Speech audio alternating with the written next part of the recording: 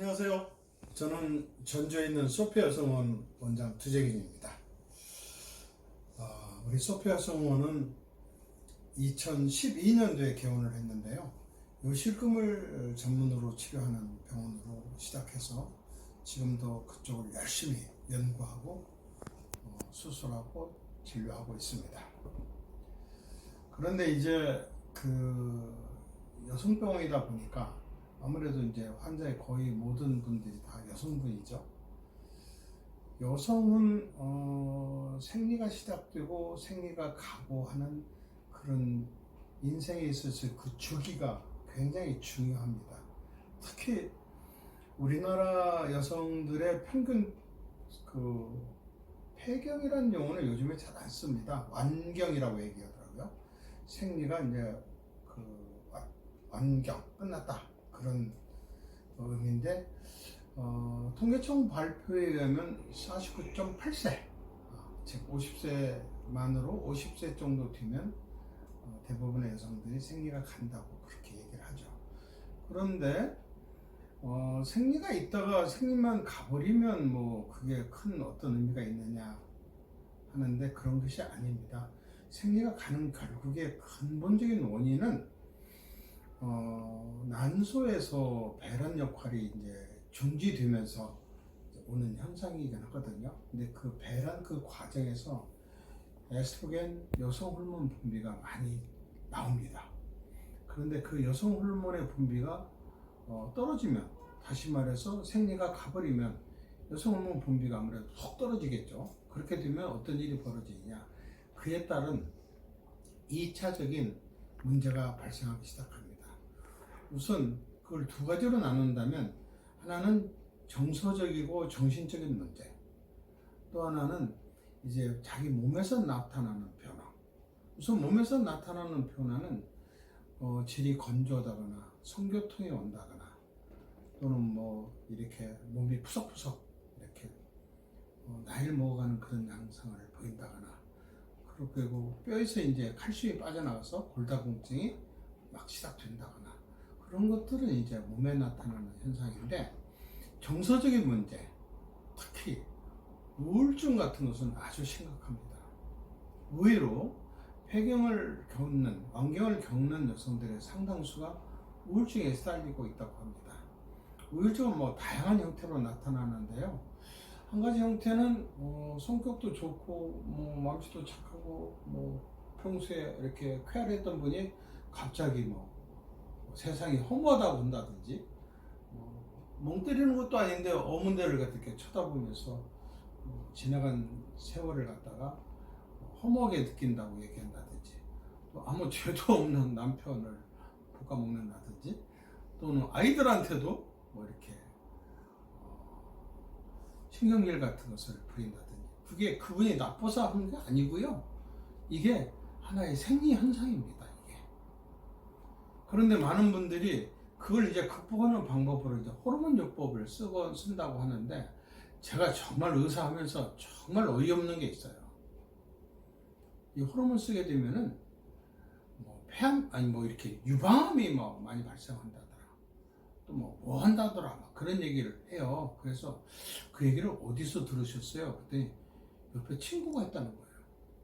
제가 물어봤어요. 그분 의사입니까? 아니에요.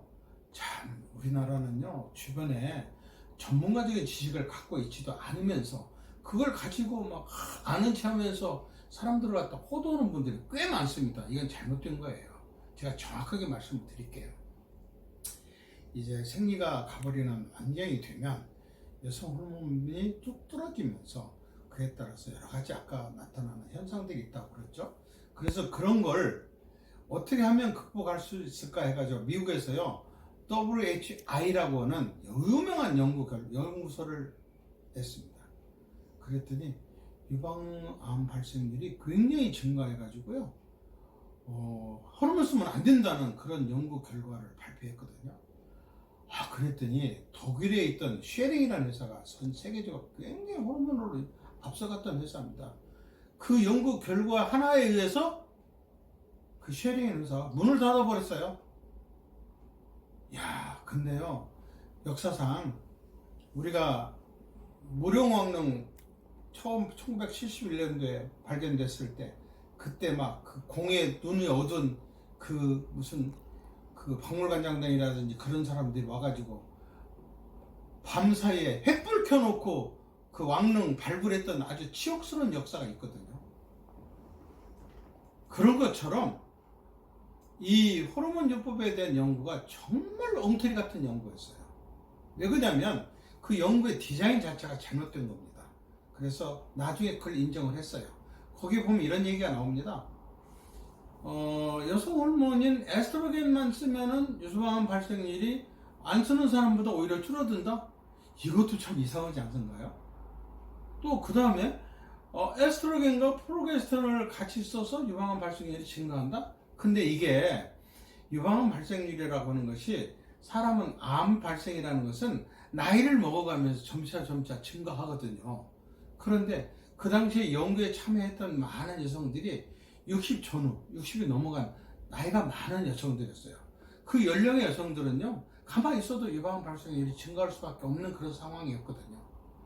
아무튼 연구 디자인이 정말 잘못돼가지고 그런 엉터리 같은 연구 결과를 발표함으로써 그 잘 나가던 쉐링이라는 회사를 망하게 만들었고, 지금 여성 호르몬들을 사용하거나 이런 폐경 치료를 하는 데 있어서 엄청난 혼선을 가져왔던 것이 사실입니다. 제가 정리해서 말씀드릴게요. 이것은 정말 잘못된 연구고요. 모든 여성들한테 호르몬 치료는 꼭 필요하다, 꼭 이렇게 얘기할 수는 없습니다. 하지만 폐경이 되고 난 뒤에 몸에 여러 가지 증상이 나타난다거나 그럴 때는 호르몬 치료가 필요하고, 우리 대한 내분비학회, 산부인과 내분비학회에서 발표한 거에 의하면 보통 일반적으로 여성 호르몬인 에스트로겐은 60이 넘어가면 안 쓰는 게 어떨까요? 이런 얘기.